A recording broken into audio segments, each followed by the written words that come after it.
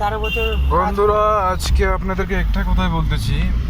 যারা বর্তমানে এখন কুয়েত, সৌদি, ওমান, কাতার, দুবাই, দুবাই তো নর্মাল হয়, সৌদি তো নর্মাল হয়, কাতারেরও নর্মাল হয়, কুয়েতের মেডিকেল বন্ধুরা ভীষণ ভীষণ হার্ড হচ্ছে।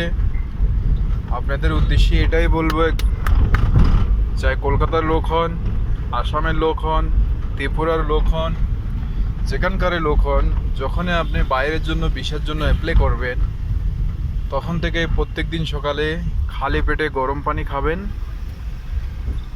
আর তেল মশলাদার খানা কম খাবেন।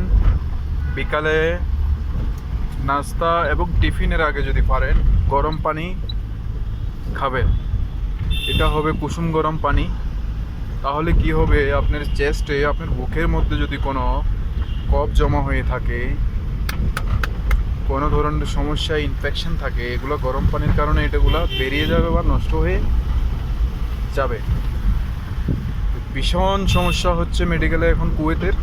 তা আপনারা এই কাজগুলো করলে মনে হয় কিছুটা মেডিকেল থেকে আপনারা উপকৃত হতে পারবেন। তো আমার এক্সপিরিয়েন্স অনুযায়ী আমি আপনাদেরকে বলছি যে কুয়েতের মেডিকেল এখন প্রচণ্ড হার্ড হচ্ছে। বেশিরভাগ লোককে এক্সরের জন্য আনফিট দিচ্ছে। আপনারা প্রচুর পরিমাণে গরম পানি খান, কুমকুম গরম পানি।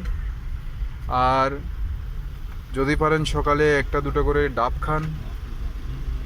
আর যদি পারেন যেটা পাকনা কলা বলে, ওই কলাগুলো একটা দুটো খান। ঠিকভাবে ঘুমাতে হবে, ঘুম ঠিক, সব ঠিক। পায়খানা পেশাব যদি ক্লিয়ার থাকে আরও ভালো। এটা বলার উদ্দেশ্য হলো, যারা মেডিকেল আনফিট হচ্ছে এদের কষ্ট কেমন হচ্ছে ওটা আপনাদেরকে বোঝাতে পারবো না। অনেক কষ্ট। একটা মানুষ যখন মেডিকেল আনফিট হয়ে যায় তখন সে বুঝতে পারে তার কষ্টটা কেমন। ইদানিং আমি 2-3 জনের মেডিকেল করেছি, সব এক্সরে আনফিট আসতেছে। এদের একটাই দোষ, গোয়া, গোটকা, পান এগুলো খাচ্ছে। এগুলো খাওয়া যাবে না। পেপসি, সোডা, থামস আপ, ফ্রিজের ঠান্ডা পানি এগুলো খাওয়া যাবে না। এগুলো যদি আপনারা অ্যাভয়েড করতে পারেন, ইনশাল্লাহ মেডিকেল ফিট হতে পারবেন। আর সবার আগে সবসময় যখন ভিসা জমা দিবেন, যে কোনো স্বাস্থ্যকেন্দ্রে গিয়ে HIV, hepatitis B, hepatitis C, তারপরে লিভারে কোনো জন্ডিস আছে কিনা এগুলো চেক করে নেবেন। তাহলে অবশ্যই আপনাদের ভালো হবে। এই কথাগুলো বলে আমার ভিডিও শেষ করলাম। আবার দেখা হবে অন্য কোনো ভিডিও। আসসালামু আলাইকুম, আদাব, নমস্তে, সত শ্রী আকাল।